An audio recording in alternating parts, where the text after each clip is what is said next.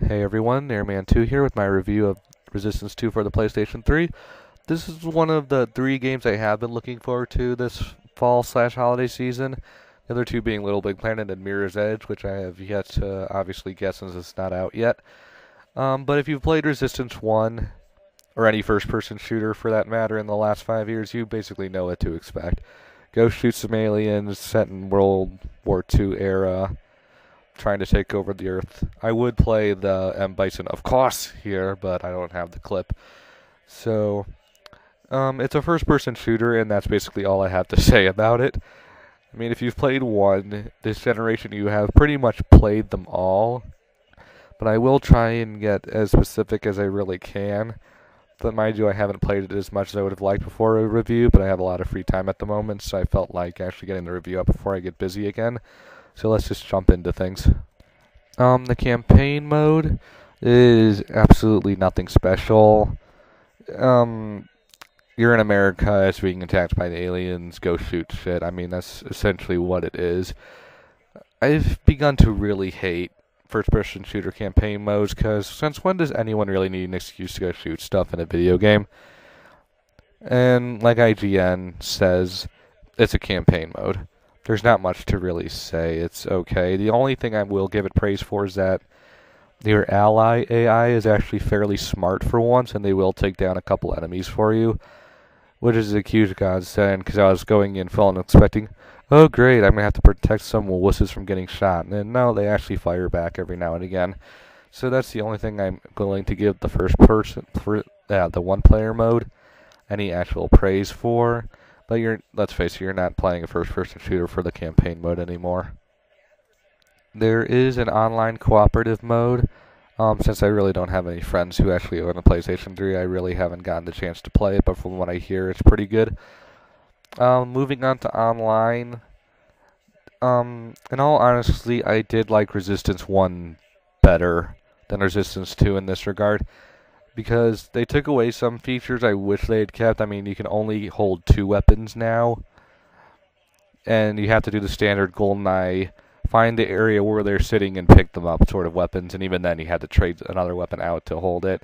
You can set which weapon you spawn with, which I suppose is supposed to make up for it, but I think that's kind of stupid. And I think the Lark has been taken out, which is the bazooka of multiplayer modes. And there's no sort of one-hit kill option either. It's all health, and you can regenerate, so it kind of makes it unfair to newbies. Not to mention, personally, I just happen to like the maps better for Resistance 2, but that's just, for Resistance 1, but that's just me. There are a few more modes than in Resistance 2, but I'm just a standard team deathmatch sort of dude. The other modes play perfectly fine. It just depends on what type of game you're interested in. As usual, there are clans and all sorts of similar online modes and achievements. Only thing I don't particularly like about that is that you have to play a ranked game in order to gain experience. And you have to do a find game feature, and it's kind of bullshit the way they do it, because you can't just go into a casual match and just try and gain experience as well. So I'm going to be forever stuck at level 1 since I don't like ranked matches. That's just one thing I wish they had fixed, but whatever. In terms of actual gameplay, it seems Insomniac wanted to be even more hardcore than it already was, trying to, I guess, go to Gears of War route by having you explode and stuff. And in an attempt to try and balance the game more, they actually made the guns even more unbalanced than they already were. And that just annoys me, because some of the guns are absolutely useless, and some of them are overpowered beyond belief, like the Far Eye. I mean, if you don't get a headshot, you're never going to kill anyone with it.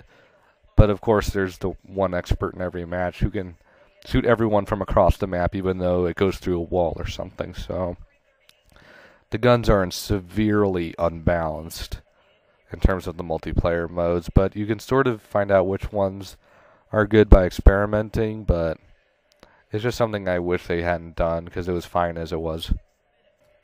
Well, everything was fine in terms of Resistance 1. I think all the guns were fine as they were then, but that's basically it in terms of gameplay. The sound is okay.